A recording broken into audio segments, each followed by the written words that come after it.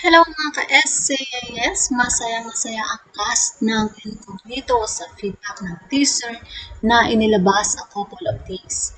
Lalo silang na-inspired, kaya naman, lalo pa nilang ginagalingan sa shooting sa lugar ng El Nido, Palawan.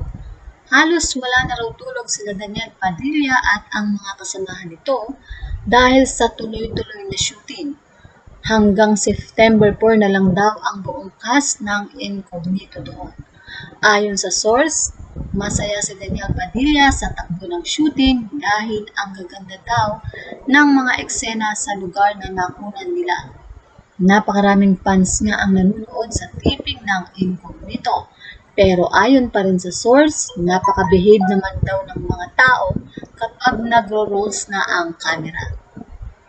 Masaya din si Daniel Padilla na muli silang nagkasama ni Richard Gutierrez. Sobrang malapit ang dalawang ito dahil nagkasama na sila sa isang teleserye at ito ay ang La Luna Sangre.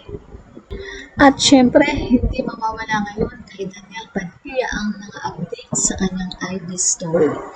Ito din ang larawan na kumalat sa social media. Duguan, tila napalaban na talaga dito si Daniel. Ilan siguro ito sa mga eksena na kaabang-abang. Samahan pa ng ganda ng lugar sa El Nido at ang hindi mawawala ay ang pagbati at ang pagpapapicture ng mga tao kay Daniel na malugod naman niyang ginagawa. Kahit pagod sa taping, yun din talaga ang isang magandang ugali ni Daniel, ang pagbigyan ng mga taong gustong magpapicture. Well mga ka-essay, yes, yan nga po ang ating balitaan. Kung inyo naibigan, put your comment down below at syempre huwag kakalimutan mag-like, share, and subscribe.